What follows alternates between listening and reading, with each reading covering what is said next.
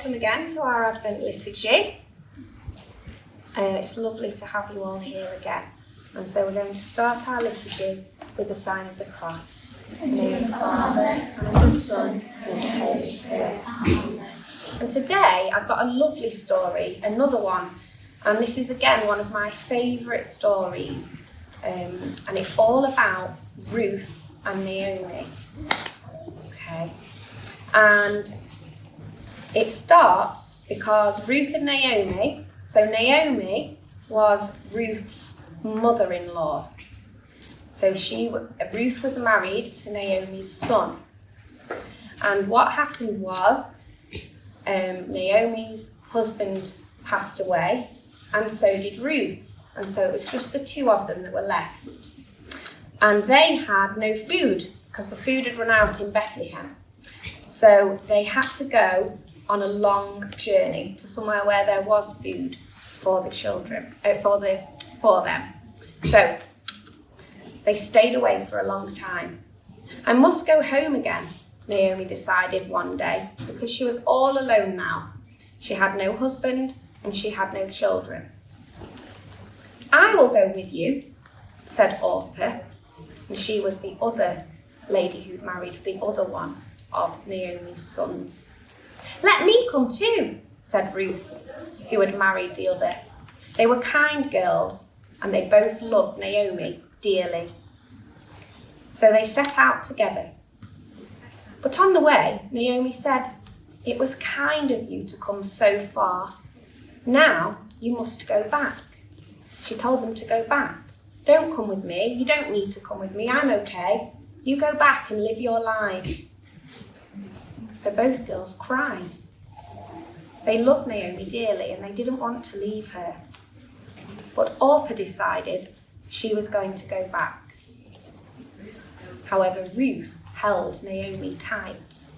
In my class, we learnt about this, didn't we, in our RE lessons? What did Ruth say to Naomi? Connie? She said that she's not going to leave Naomi. She wouldn't leave Naomi. Fantastic. She said, "Let me go now with you to Bethlehem, back home. From now on, your home will be my home, and your people will be my people. Your God will be my God." Ruth would not change her mind. She wouldn't be persuaded. Naomi tried to persuade her. She said, "No, I'm staying with you. I go where you go." So they went on together. When they got to Bethlehem, everyone was very excited to see them. "Naomi, is that really you after all this time?" And they all talked about Ruth. What do you think they said about Ruth? Do you think they might have said, Dorian? She was brave. Yeah, lovely that she was brave, excellent to come with Naomi. How else might she have been seen? Maddox? They might have said thank you for helping me. Thank you for helping Naomi. Lovely. Jacob? Also, thank you for not going Yes. and staying by your side. Lovely. She did a really kind thing, didn't she, by staying by her side. And they said how kind she is to Naomi.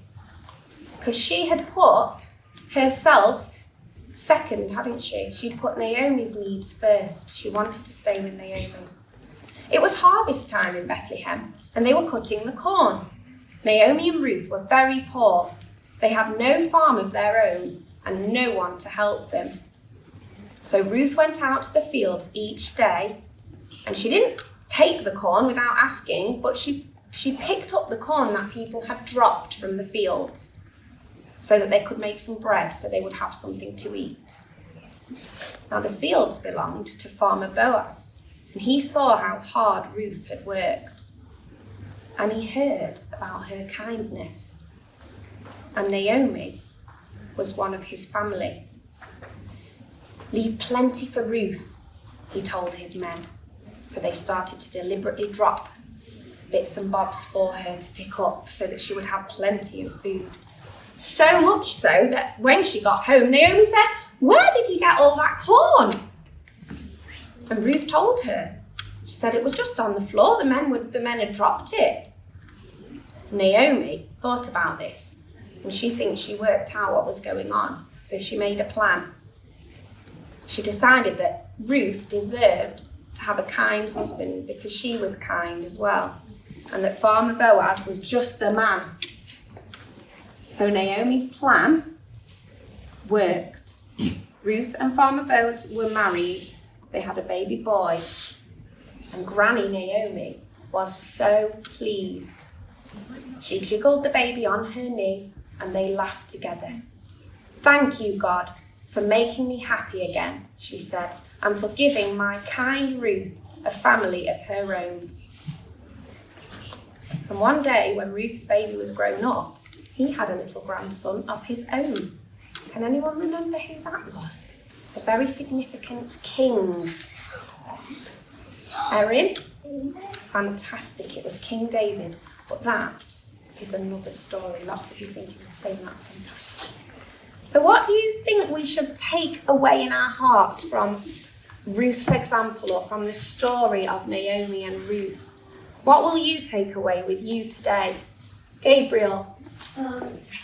Always put other people's needs before yours. Lovely. Try and put other people's needs before yours. Even just sometimes, yeah? Not always think about yourself, but to think of others. Thank you. That's super. Darby? So stick with people even when times get tough. Yeah? Super. That's lovely. Teddy? Always be kind to others. Always be kind to others. I think that's a really lovely message as well. Charlotte? Support each other. Super. Oliver? Treat people how you want to be treated. Fantastic. And who told us to do that as well? Who we remember at Christmas. Treat other people how you would like to be treated. Whose message was that? Very important. Ava? Jesus. Fantastic. It was. That's what Jesus teaches us. So at Christmas time, it's really lovely to remember that message. Okay, fantastic. Well done. So we're going to put today a lovely twinkly star on our Jessie tree. Why do you think we've chosen a star today to remind us of this message? How do you think that maybe links? Joseph? Maybe because the travelers following the star. They did, but not in the story with Ruth and Naomi. That's right. Can you make a link to the story that we've just read today, though, maybe? Maddox? It's like be a star and help. Fantastic, lovely. Be a star. Try and shine brightly in somebody else's life. Fantastic. So we're going to put that on our Jessie tree and we're going to have a look at number 11.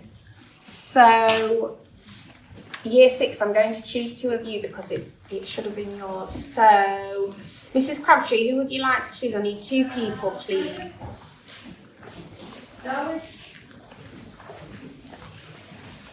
Brilliant, thank you. So Megan, if you can just pop this star, you'll have to just balance it up somewhere on the branches of our Jessie tree. And then, Charlie, do you want to come and take the things out? Just be careful of the candle. See what's in our advent calendar today. What's in our advent calendar? A king, a wise man. Okay, and is there anything else in there for you?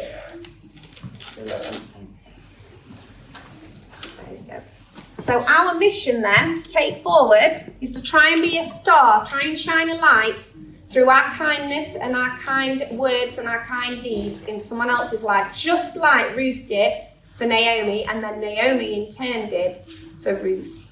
Okay, so we'll sing our Advent song. Okay, are you ready? 1, 2, 3. Light the Advent candle on, now the waiting has begun. We have started on our way, time to think of Christmas Day.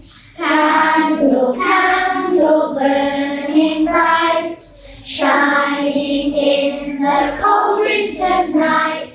Candle, candle burning bright, chill our hearts with Christmas light.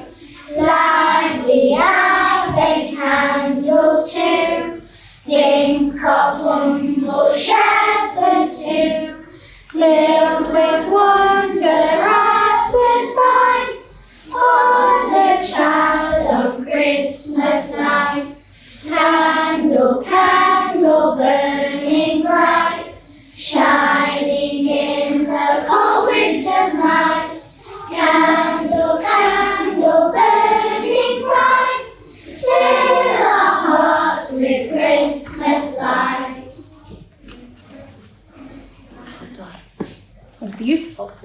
Well done.